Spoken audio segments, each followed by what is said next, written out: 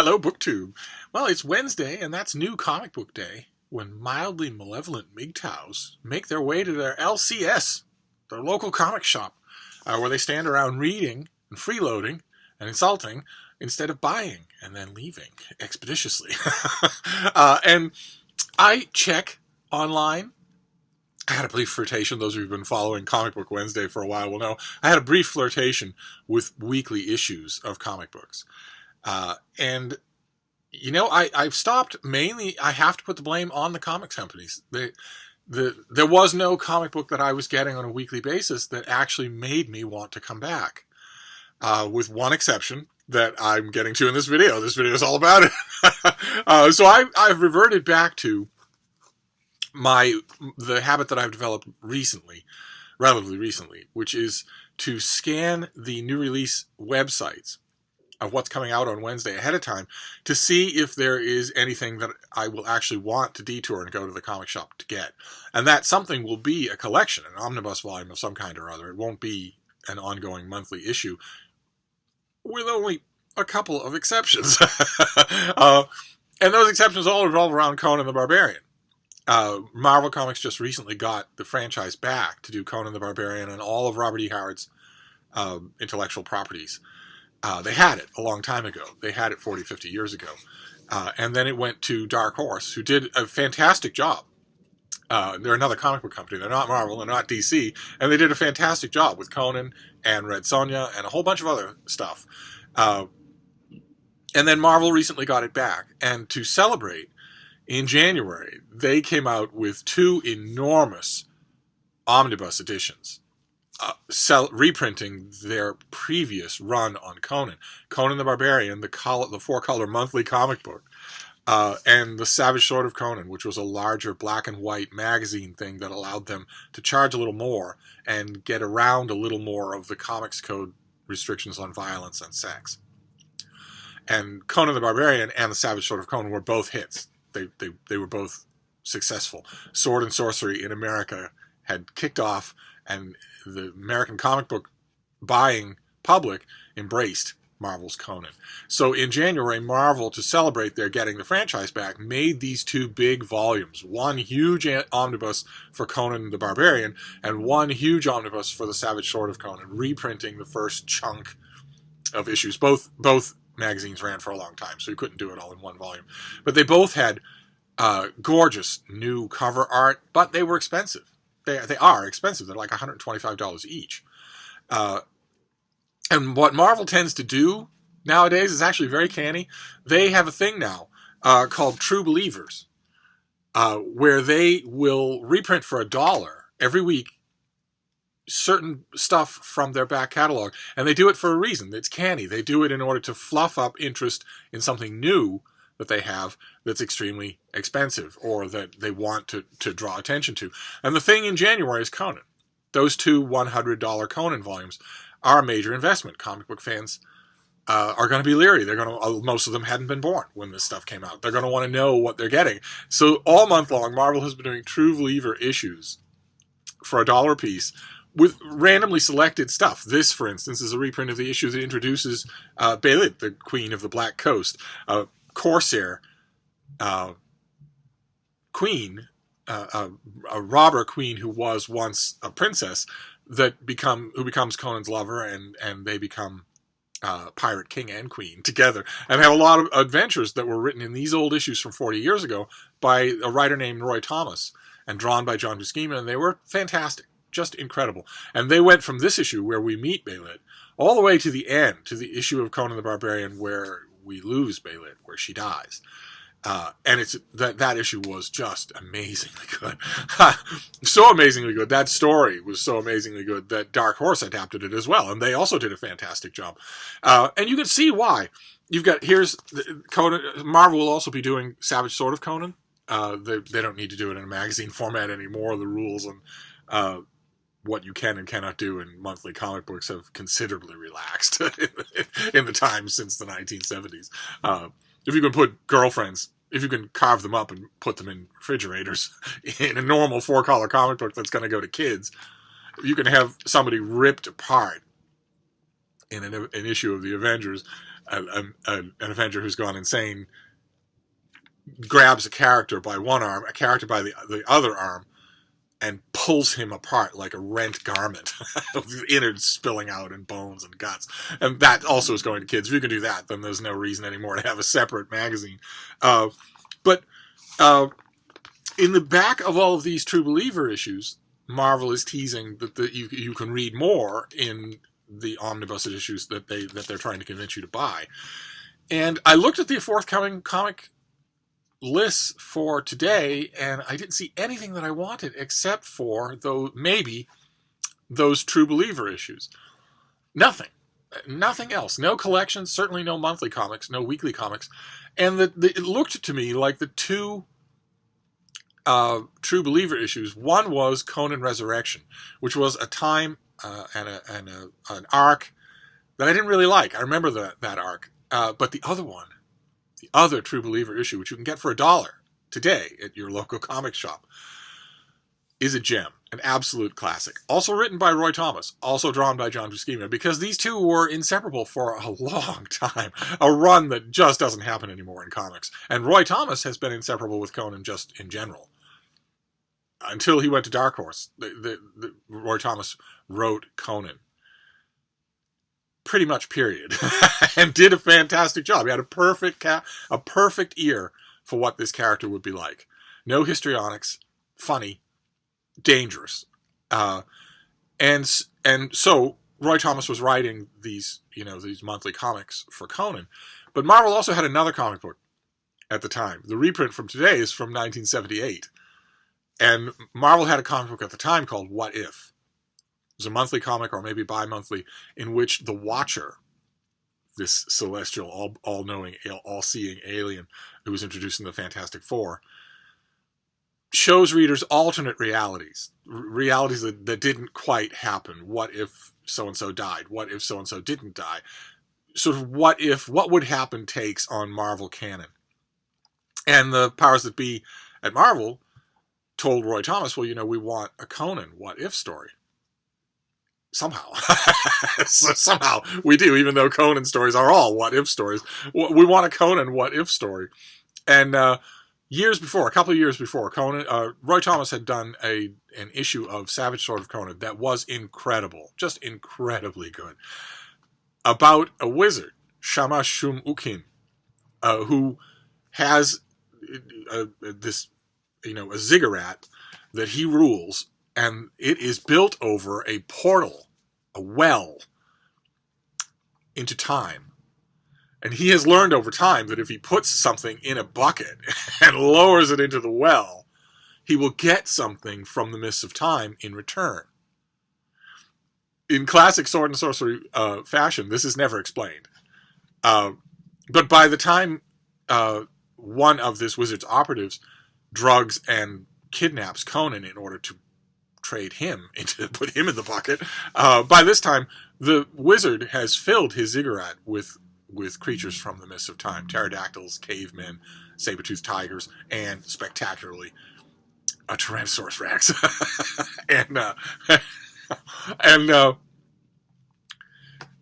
After a couple of complications, he does try to put Conan and, of course, his cat's paw, he betrays her as well, in the bucket and send them down into the mists of time. And as they're going further and further down, the ropes that he has used to bind Conan get older. And although Conan gets older too, it doesn't matter. It's because he's Conan. So he only needs the ropes to be a little bit weak. And so he frees himself, and he frees her. And then in the issue of Savage Sword of Conan, which will be in that Savage Sword of Conan omnibus, but one of the highlights of that issue, in that issue, once he frees himself, then the whole ziggurat comes crashing down, and there's a Tyrannosaurus Rex on the loose in the market square, and there's a great, great finish to it. And when Roy Thomas thought, well, if I do a what-if story, I need a what-if story about Conan, and a what-if story set in the Hyborian Age no one's going to care about. So he came up with a brilliant, brilliant solution. Use that. You've got time travel already. Roy Thomas, as a writer, loves time travel. Loves it. He loves it. He loves having the Avengers meet the World War II superheroes. He loves having the World War II superheroes come forward to save the universe. He loves anything like that. And he thought, well, I've got already a time. I've already got an element in a story that is mucking around with time. So there's my way in. So in 1978, he did an issue of What If called What If Conan the Barbarian Walked the Earth Today? An instant classic. That is the other True Believers $1 issue in comic shops now. But I thought, why go to a comic shop and buy it for $1 when back in 1978 I bought it for 60 cents? So I just got my issue. I just found my issue. And I reread it. Oh, look, see, there's Conan in the modern age. There are guns drawn on him. And look what is now playing in the theaters. Star Wars. And in this issue, the Watcher, in this issue, for some unknown reason, he doesn't look like an alien. Instead, he looks like a Soviet ambassador from the 1970s. I deny it all. But, in this issue, Conan does actually get transported to the present day. In a what-if story about what would have happened if a magic discharge of energy had sent him to the modern world. And that magic discharge of energy sends him to the modern world, but it also overloads the power grid in New York. It's magic, not electricity. But that doesn't matter. So Conan's arrival in Manhattan, of course he shows up in Manhattan. Where else would you show up? His arrival in Manhattan coincides with the blackout. And he's bewildered by this modern world. He has had in that issue of Savage Sword of Conan, the wizard, Shamash Shun Ukin, tells him stories which are reprised in this issue of What If, about galleys that fly through the sky, and about chariots that run without horses. Conan finds the whole thing bewildering. No one understands him. There are cars, and weird dress, and nobody understands him either. They think he's part of a movie publicity thing or whatnot. And he goes stalking through the streets of Manhattan during this blackout, and meets Danette, a feisty red-haired cab driver who wears a beret. And she takes pity on him. She knows that he's lost, but she doesn't think he's harmful. And he takes pity on her as well, in the way that Conan takes pity on beautiful young women. He only knows one way. Unless you're Red Sonja, then no. But otherwise, yes. And they go back to her place.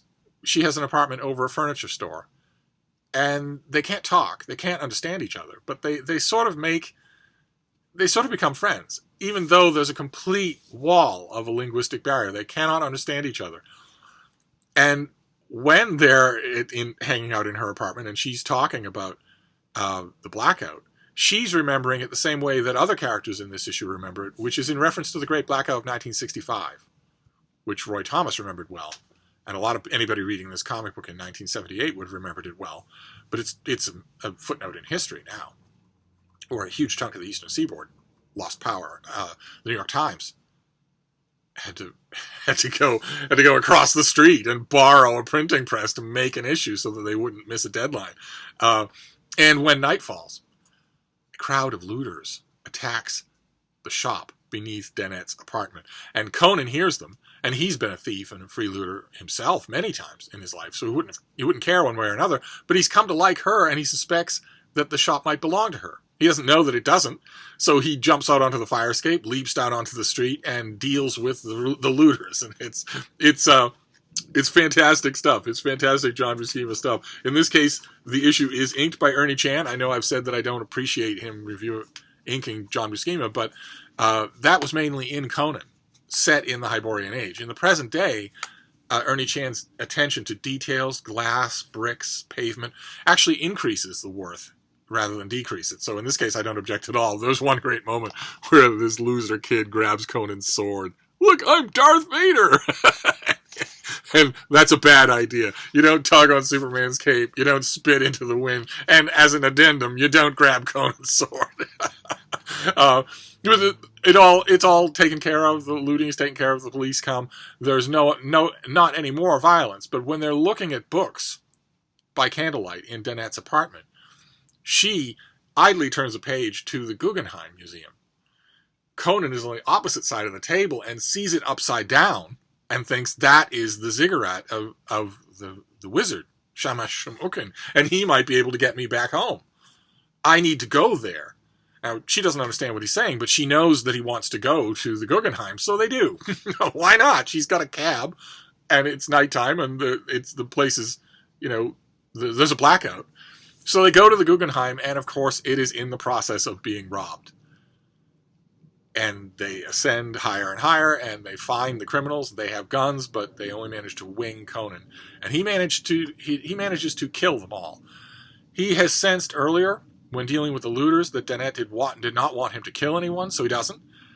But when they hurt her, when actual criminals hurt her in the Guggenheim, he kills them all. And it was a bit of a shock. I remember what it felt like when I was reading this back 40-something years ago. I remember thinking, wow, I'm reading a Marvel comic, a 4-color normal Marvel comic, in which the good guy kills the bad guys.